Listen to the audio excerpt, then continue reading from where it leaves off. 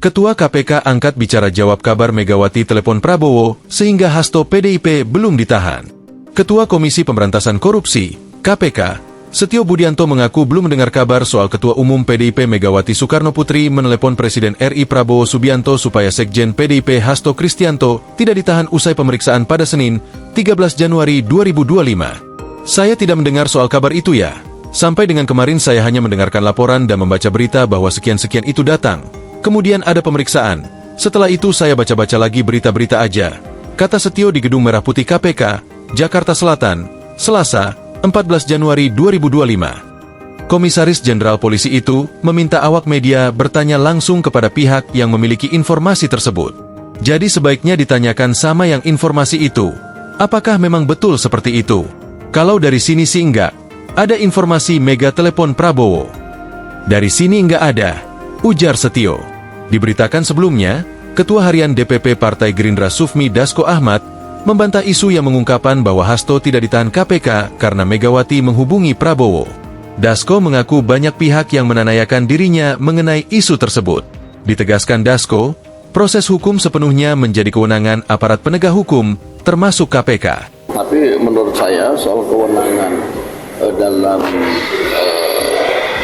penegakan hukum itu kan memang oleh KPK. Tegas Dasko di Kompleks Parlemen, Senayan, Jakarta, Senin, 13 Januari 2025. Dasko mengatakan, hal-hal yang berkaitan dengan penegakan hukum sepenuhnya merupakan kewenangan institusi penegak hukum itu sendiri.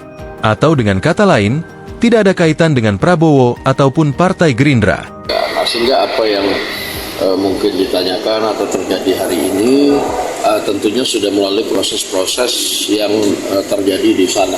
Ucapnya. Sehingga kalau ada pertanyaan tidak ada hubungannya dengan Pak Prabowo atau Gerindra, pungkas Dasko.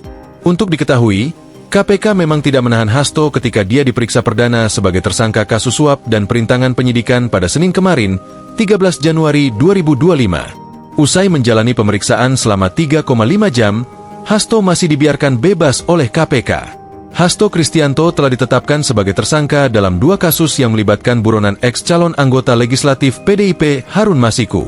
Pertama, Hasto bersama advokat PDIP bernama Doni Tri Istiqomah sebagai tersangka kasus dugaan suap mengenai penetapan PAW anggota DPR periode 2019-2024. Kedua, Hasto ditetapkan KPK sebagai tersangka kasus dugaan perintangan penyidikan atau obstruction of justice. Adapun suap diduga dilakukan agar Harun ditetapkan sebagai anggota DPR melalui proses PAW. Caranya adalah dengan menyuap komisioner KPU saat itu, Wahyu Setiawan. Nilai suapnya mencapai 600 juta rupiah. Suap itu dilakukan oleh Hasto bersama Doni Tri Istiqomah, Harun Masiku, dan Saiful Bahri.